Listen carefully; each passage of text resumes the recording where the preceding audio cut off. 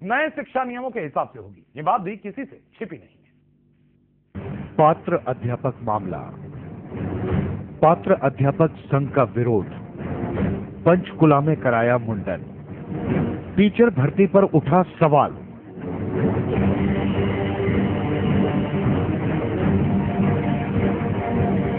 पात्र अध्यापक मामला हरियाणा में बेहद गंभीर हो चला है। पात्र अध्यापक संघ का विरोध बढ़ता जा रहा है। कभी धरने दिए जा रहे हैं, कभी रैलियां निकाली जा रही हैं, तो कभी जेल भरकर सरकार पर दबाव बनाया जा रहा है। ये मामला अल्टीमेटम और चेतावनियों के भी कई दौर देख चुका है, लेकिन विरोध का तरीका इस बार थोड़ा हटकर है। ये देखिए, पंचकुला में पात्र अध्यापक संघ के अध्यक्ष राजेंद्र शर्मा मुंडन के जरिए विरोध जता रहे हैं।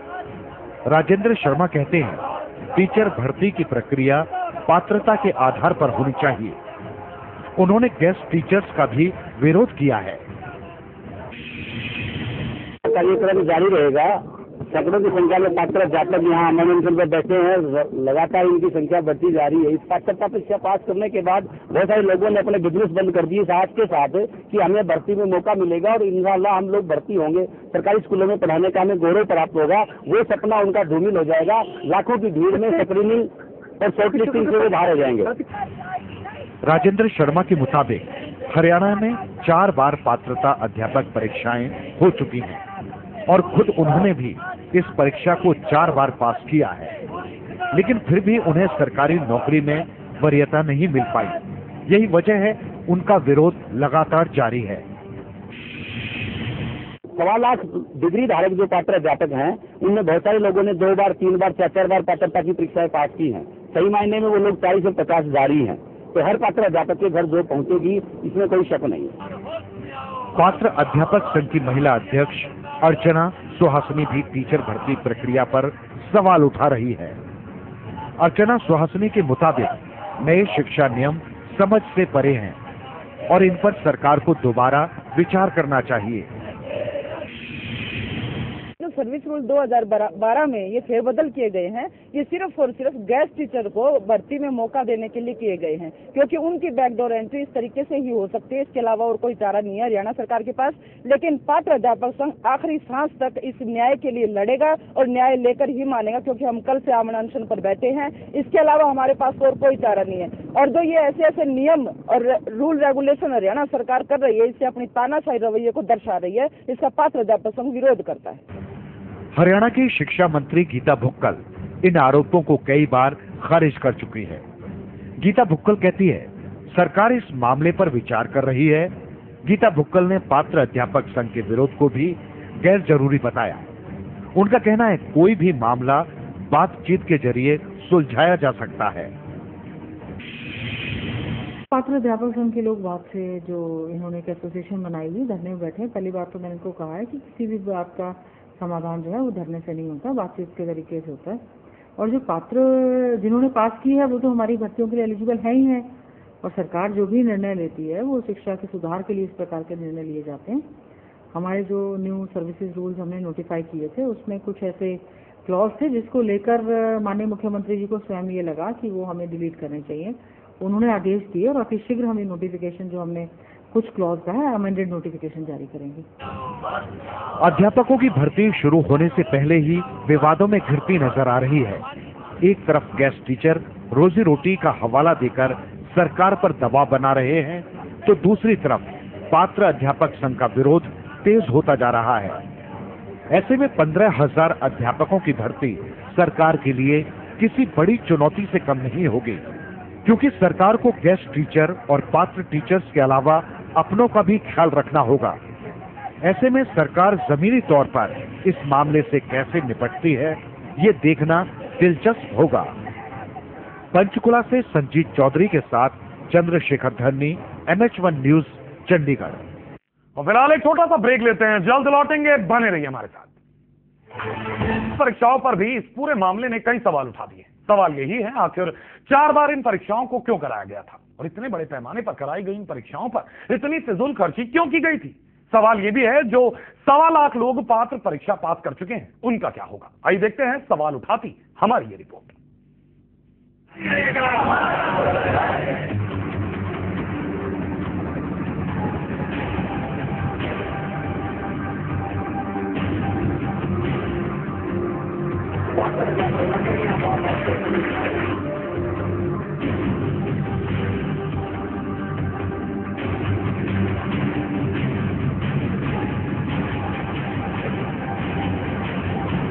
क्या है पूरा मामला? क्या है विरोध की वजह? पात्र परीक्षा क्या है? क्यों हुआ धोखा? पात्र परीक्षा पर उठे सवाल। हरियाणा में योग्य टीचर्स की तलाश पूरी करने के लिए पात्रता परीक्षा शुरू की गई थी। अब तक हरियाणा में अक्टूबर 2008, जुलाई 2009, दिसंबर 2009 और नवंबर 2011 में अध्यापक पात्रता परीक्षाएं हो चुकी हैं।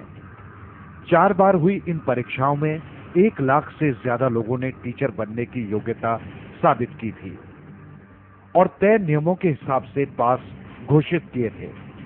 पात्रता परीक्षा के तहत 9,500 से ज्यादा जेबीटी टीचर्स की भर्ती भी की गई थी। लेकिन अब शिक्षकों की भर्ती पात्रता परीक्षा के आधार पर क्यों नहीं की जा रही है? इस पर सवाल उठाए जा रहे हैं। रोहतक विश्वविद्यालय के प्रोफेसर डॉक्टर अजय राजन कहते हैं, पात्रता परीक्षा करवाने में दूरदर्शिता की कमी साफ दिखाई देती है। उन्होंने नए शिक्षा नियमों पर भी सवाल उठाए हैं। मेरे हिसाब से अब ये समझ में नहीं आ रहा है कि इसका समाधान क्या हो, क्योंकि ना तो वो गेस्ट टीचर्स को इग्नोर कर सकती है और जिन लाखों लोगों ने पात्र एलिजिबिलिटी टेस्ट पास किया है, ना ही उनको वो बेसहारा छोड़ सकती है। और इस सारी समस्या का जड़ जो मुझे समझ में आता है वो ये है कि जो प्लानिंग की, उस प्लानिंग में इसके जो डीप डायमेंशंस हैं, दूर आयामी पक्ष हैं, उनको कंसीडर नहीं किया गया। पात्रता टीचर मामला कोर्ट के आदेश के बाद और उलझता नजर आ रहा है। पंजाब हरियाणा हाई कोर्ट ने गेस्ट टीचर्स की सेवाएं खत्म करने के बाद 322 दिनों में अध्यापकों की नियमित भर्ती करने के आदेश जारी किए थे। इसके बाद सरकार ने आनन फानन में हरियाणा शिक्षा प्रणाली के नियमों में फेरबदल कर दिए। नए शिक्षा नियमों के तहत जिन लोगों ने टीचर पात्रता परीक्षा पास नहीं की हुई है, उन्हें भी भर्ती किया जा सकता है। पात्र अध्यापक संघ के अध्यक्ष राजेंद्र शर्मा कहते हैं, पिछली 4 परीक्षाओं के जरिए 1.25 लाख से ज्यादा लोग खुद की योग्यता टीचर बनने के लिए साबित कर चुके हैं, लेकिन फिर भी भर्ती टीचर पात्रता के आधार पर नहीं हो रही है। और माननीय मुख्यमंत्री 4 साल बाद 4 परीक्षाएं ले चुके हैं, 1.25 लाख पात्र अध्यापकों की फौज तैयार कर चुके हैं। और उसके बाद उन्होंने एक नया फैसला लिया सर्विस रूल 2012 में कि अध्यापक लगने के लिए पात्रता परीक्षा जरूरी नहीं है। जो अध्यापक 4 साल का अनुभव रखते हैं, चाहे वो सरकारी स्कूलों में बतौर गेस्ट टीचर पढ़ा रहे हैं, स्कूलों में पढ़ा रहे हैं, चाहे प्राइवेट स्कूलों में पढ़ा रहे हैं, अगर उनका 4 साल का अनुभव है पढ़ाने का, तो उनको 2015 तक पात्रता परीक्षा पास करने की छूट मिलेगी, वो भर्ती हो सकते हैं। हम हरियाणा सरकार से पूछना चाहते हैं कि 4 साल में जो अध्यापक 4 बार पात्रता परीक्षा में बैठ करके इसको पास नहीं कर पाए, उन लोगों के साथ आपका क्या मोह है? यही वजह है टीचर मामले पर कई सवाल उठ रहे हैं। सवाल नंबर 1, 4 बार पात्र परीक्षाएं क्यों की गई? सवाल नंबर 2, इतने बड़े पैमाने पर परीक्षाएं क्यों कराई गई थी? सवाल नंबर 3, जिन लोगों ने परीक्षाएं पास की उनका क्या होगा? सवाल नंबर 4, इन परीक्षाओं के जरिए वक्त क्यों खराब किया गया?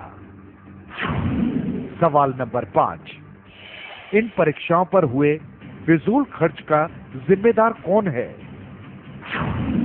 सवाल नंबर 6, 4 बार हुई इन परीक्षाओं पर भारी भरकम सरकारी मशीनरी क्यों लगाई गई थी? सवाल नंबर 7, देश के कई राज्यों ने इस पात्र परीक्षाओं की नकल की है, फिर हरियाणा में अब इन परीक्षाओं को भर्ती प्रक्रिया में क्यों खारिज किया जा रहा है? ऐसे कई और सवाल भी हैं जो पात्र टीचर मामले से निकल रहे हैं। ये ऐसे सवाल हैं जिन पर गंभीरता से सोचना होगा। रोहतक से सुदर्शन कुमार के साथ चंद्रशेखर धरनी, MH1 न्यूज, चंडीगढ़। और वक्त एक छोटे से ब्रेक का, लेकिन ब्रेक के बाद भी खबरों का सफर बदस्तूर जारी रहेगा। ब्रेक के बाद एक बार फिर से आपका स्वागत है। इस खबर को जरा ध्यान से देखिएगा। इस